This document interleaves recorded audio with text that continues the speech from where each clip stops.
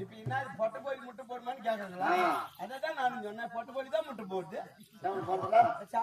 சாவலா அப்ப நீ பொல காக்குற ரெட்டாட்டுக்கு 8 காலி நாராயணா நாராயணா பொட்டாட்டிக்கு முட்டை காலி நாராயணா.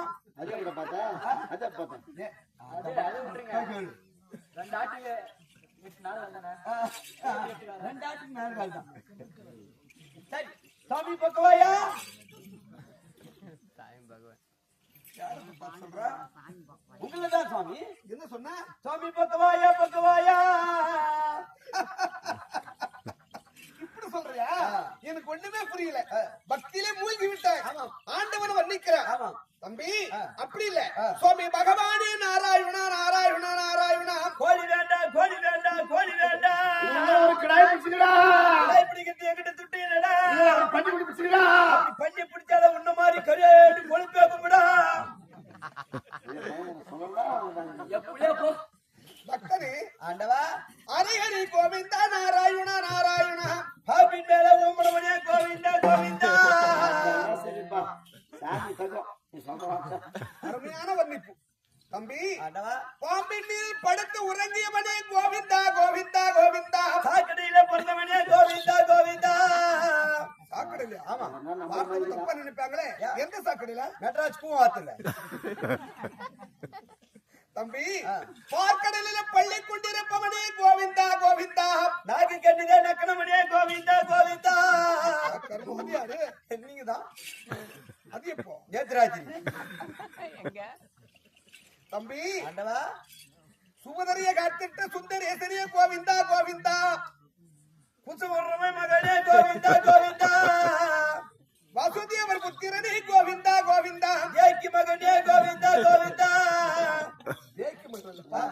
தேவகி மகனே கோவிந்தா கோவிந்தா. கழுத்து மேல ஏறவனே கோவிந்தா கோவிந்தா. கழுத்து மேலே ஆமா. அது எதுக்கு? உப்பு மூட்டை வைக்கிறதுக்கு தான். தம்பி கருடன் மீதில் ஏறி வருபவனே கோவிந்தா கோவிந்தா. நல்லா இருக்கிறியா சாமி? நான் நலமாக உள்ளே. நீ நல்லா இருந்து நான் பிரயோஜனம். நானும் நல்லா இல்லையே. ஆமா சாமி என் மனுஷனு ஒரு கஷ்டம் உனக்கா? பயப்படாத.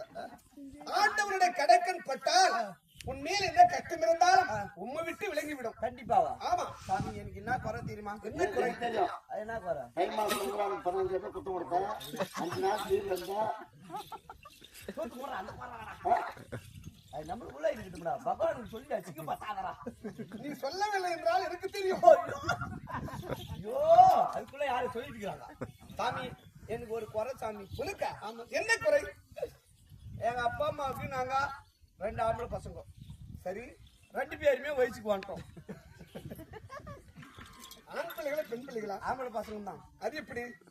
2 பேருமே கல்யாணம் பண்ற வயசுக்கு வந்துட்டோம். கல்யாணம் பண்ற வயசுக்கு வந்துட்டாங்க. ஆமா சரி எங்க அப்பா அம்மாவுக்கு ஒரே ஆசை. என்ன ஆசை? என்னடா பசங்க தலைக்கு மேல வளர்ந்துச்சிங்களே, ஆமா. எப்படியாவது இவங்களுக்கு கல்யாணம் பண்ணிடணும் அப்படின்னு எங்க அப்பா அம்மாவுக்கு ஒரு ஆசை. சரி ஊர் ஊரா பொண்ணு தேடுறாங்க. என் தம்பிக்கு பொண்ணு கிடைச்சிருச்சு. எனக்கு பொண்ணே கிடைக்கல. என்ன காரணம்? அவன் நல்லா படிச்சுட்டு வேலையில இருக்கிறான். நீ நானும் ஊர் ஊரா சுத்திக்கிட்டு ஆட்ட அடிக்கிட்டு வரவன் போறவங்க அடி வாங்கிட்டு அங்க பஸ் ஸ்டாண்ட் தூக்கிட்டு திருடத்துல பாதி ஊங்கிட்டு கொடுத்துட்டு அப்படி இருக்கும்போது எனக்கு பொண்ணு கிடைக்கல. சரி சுத்தினாங்க இங்க ஒரு பொண்ணு கிடைச்சிச்சு. எங்க? இங்க இந்த ஊர்ல. நான் ஊருன்னு குடிச்சிடாது. பலகல் பாய். அதே பாய். பலகல் பாய். ரெண்டாவது வந்து ஏதோ ஒரு பள்ளியில கிடைச்சிச்சு. சரி பொண்ணு கிடைச்சிச்சு. விடல என்ன பண்ண தெரியுமா? அது பொண்ணு பேரு என்ன பேரு? என்ன பேரு? பையன் பள்ளியில தான் கிடைச்சிச்சு. இப்பதான் ஞாபகம் வந்துச்சு எனக்கு. அங்கதான் எனக்கு பொண்ணு கிடைச்சிச்சு. என்ன பேரு? கிருஷ்ணவேணி. எங்க இருக்கிறா பாரு நம்ம கிருஷ்ணவேணி. கிருஷ்ணவேணி இது வரைக்கும் மாமனை வந்து பாக்கலையா? அப்புறம் பொண்ணு கிடைச்சிச்சு. நிச்சயம் பண்ணிட்டாங்க. சரி முகூர்த்த நேரமா குடிச்சிட்டாங்க. காலையில 7:30 என் தம்பி கல்யாணம். சரி நைட்டு 7:30 எனக்கு கல்யாணம். இரவு நேரத்துல 7:30 இல்ல 7:30 வரும். 7:30 ஆமா சாமி. காலையில என் தம்பி கல்யாணம், நைட்டு என் கல்யாணம். சரி காலையில தம்பி கல்யாணம் முடிஞ்சிச்சு. இது மேல எனக்கு ஒரே சந்தோஷம். எப்படி? தம்பி கல்யாணம் முடிஞ்சிச்சு. முடிஞ்சு விட்டு மேல 7:30 மணி வந்துச்சா நமக்கு கல்யாணம் அப்படின்னு சந்தோஷமா இருக்கிறேன் சாமி. அப்படி இருக்கும்போது இதுல இன்னொரு குறை. எப்படி? எனக்கு 6 மணி ஆச்சான கண்ணு தெரியாது. பதறம் இந்த படம் பெரிய பள்ளம் இருக்குது. பார்த்தே இல்ல இன்ட்ரோல் வந்துச்சு 2 டைம் ஆட்டோக்காரருக்கு கையில விட்டேன். சரி அதனால எனக்கு 6 மணி ஆச்சான்னு கண்ணு தீராது. சரி முகூர்த்த நேரம் நெருங்கிடுச்சு. மணமேடையில பொண்ணு மாப்பிள்ளை உட்காந்துட்டோம். எங்க அம்மாவுக்கு ஒரே பதட்டம். எப்படி மகனுக்கு ஒழுங்கா கண்ணு தெரியாது. ஆமா தாலியை ஒழுங்கா கட்டுவானும் கட்ட மாட்டானும் அப்படின்னு சொல்லிட்டு பொண்ணு பக்கத்துல வந்து மகனே கட்டுறா தாலியானாங்க. நான் கட்டிட்டேன்.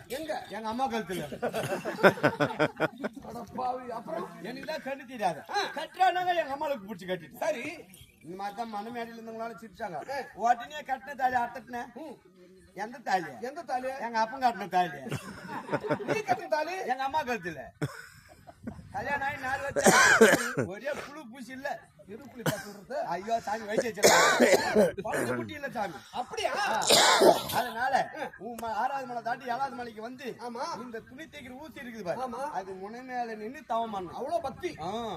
4 வருஷம் தவம் முடியறதுக்கு இன்னும் 1 நாள் இருக்குது. என் பொண்டாட்டி வீட்டுல இருந்து போன் பண்றான்.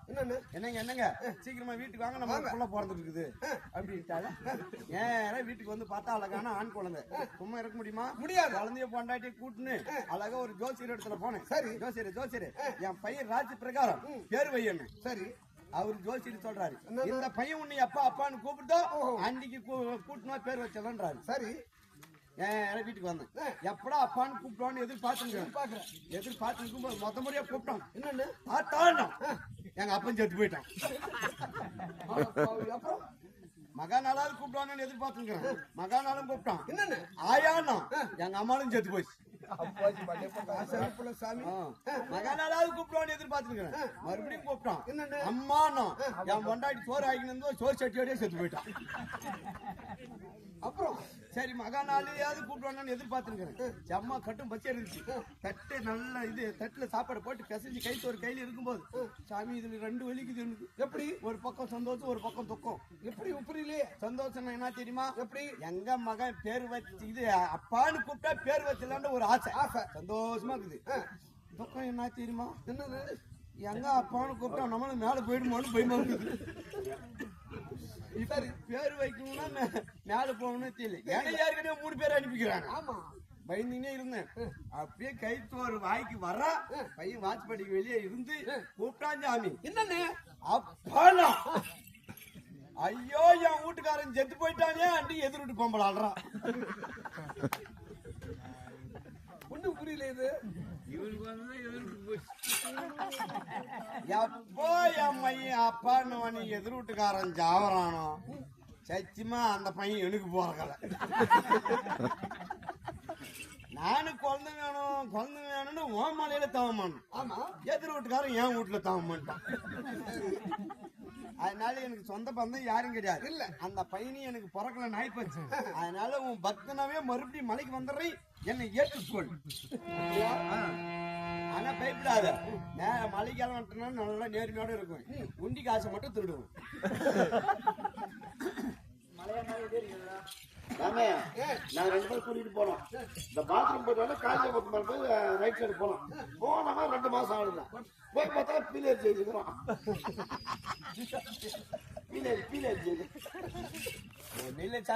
சீக்கிரமா பணக்காரன் ஆயிப்பலான்ட்டு செம்மர் கட்டிக்கு போனேன்.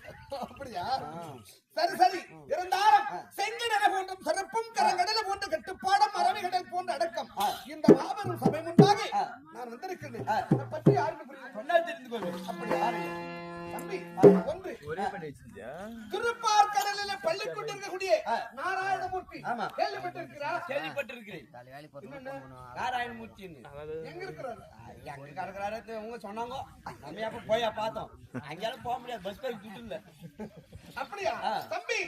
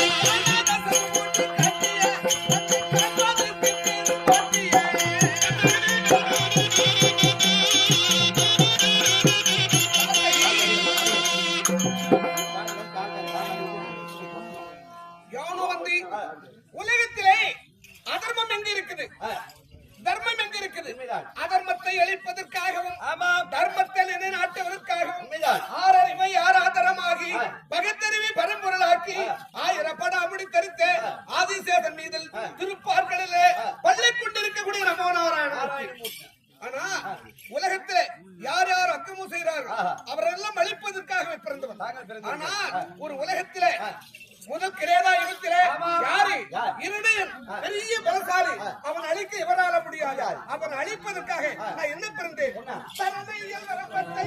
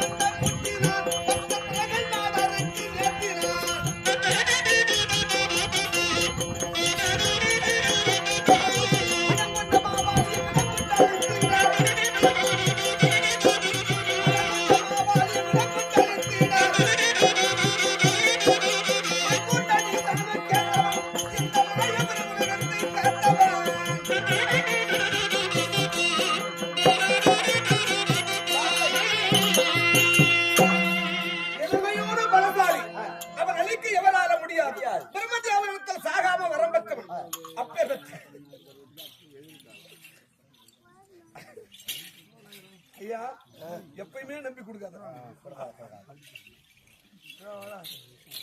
தம்பி. உலகத்திலே இரவு பகல் எந்த ஒரு ஆயுதத்தாலும் எந்த ஒரு விலங்குகளாலும் எந்த ஒரு மனிதனாலும் அழிவிருக்க கூடாது என்று வரம் பெற்றான். யாரு? இரணியன்.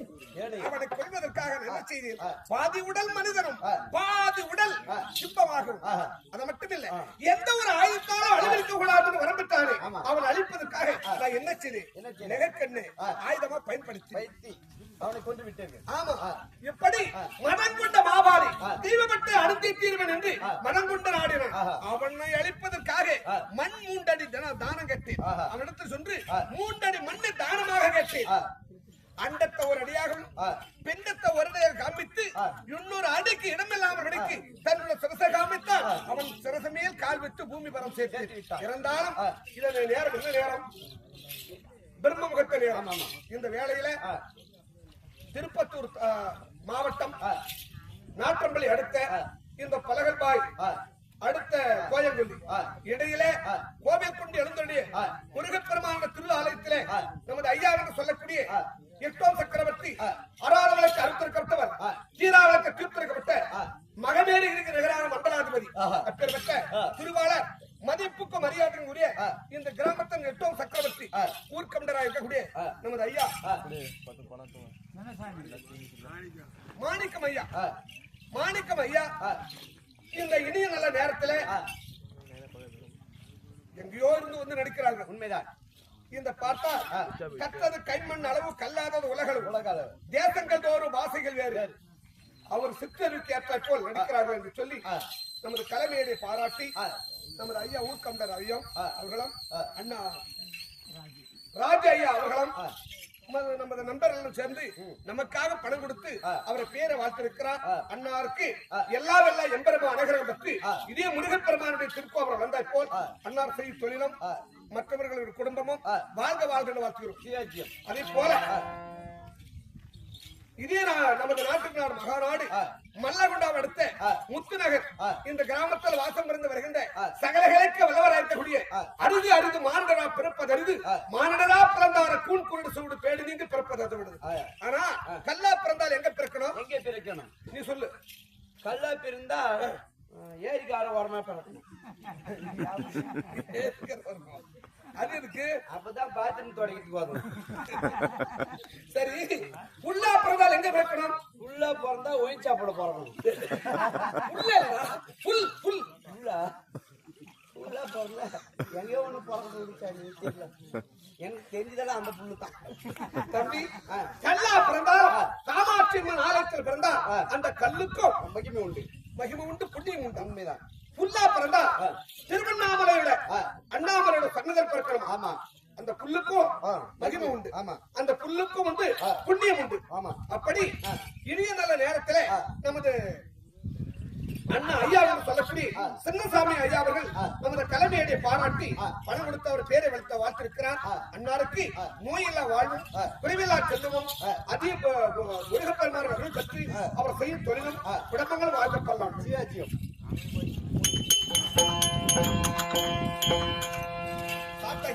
இரண்டாயிரம் என் பெருமை பேசுகின்ற பலன் இல்லை. நேற்று நடந்தது என்ன? அக்ராபுரத்து வேந்தன் சொல்லக்கூடிய துறைத்துறையோனன் என்னிடம் என் மகளா இருக்கக்கூடிய வச்சிராஜ சுந்தரி பெண் கேட்க வந்தான். என்ன கொண்டு வந்தான் தெரியுமா? என்ன 14 லட்சத்தை ஒட்டகத்தின் மீது பொண்ணை ஏற்றி வந்தான். ஓ, பொன் பொருளை ஏற்றி வந்தான். பொன் பொருள். அந்த பொருள் எல்லாம் எப்படி சம்பாதிச்சது? எப்படி? என் அத்தை மக்கள் குந்தி தேவியுடைய பிள்ளைகள் அவர் ராஜாக்கள் எல்லாம் ஏமாத்தி சம்பாதிச்ச பொருள். அதை நான் விட்டு விடுவேனா? நான் என்ன செய்தேன்? எல்லா பொண்ணை பூமிக்கு வரமாக்கினேன். சரி. அடுத்ததாக என் தங்கச்சி மகன் என்று சொல்லக்கூடிய அபிமன்யுவுக்கும் என் மகள் என்று சொல்லக்கூடிய வட்சலாபன சுந்தரிக்கும் திருமணம் கூட்டிய போது அது 99 பேர்களை பிடித்து பந்தக்காலில் கட்டி அவர் சிற்றவதை செய்து லக்கணகுமாரனுக்கு இலக்கணகுமாரனுக்கு மொட்டை எடுத்து முகத்திலே கருப்புள்ள சொம்புல குத்தி அசைஞ்சு படுத்து அனுப்பிவிட்டு இருக்கிறார். ஆனால் அவன் என்ன செய்து கொண்டு இருக்கிறான்? என்ன? அவனுக்கு நண்பனா இருக்கக்கூடிய யாரு? காலாகினி சூளாகினி அவரிடத்தில் முறையிட போர்க்கோலம் உண்டு நேரா தோரகை தேடி வந்து கொண்டிருக்கிறார்கள். நாம் எச்சரிக்கையோடு இருக்க வேண்டும். ஆனால் ஒன்று என்ன? நேற்று தினத்திலே திருமணம் முடிந்தது. இன்று மாப்பிள்ளை வீட்டுக்கு மருமகளையும் மருமகனையும் அனுப்பி வைக்கணும். கூட்டி அனுப்பி வைக்கணும்.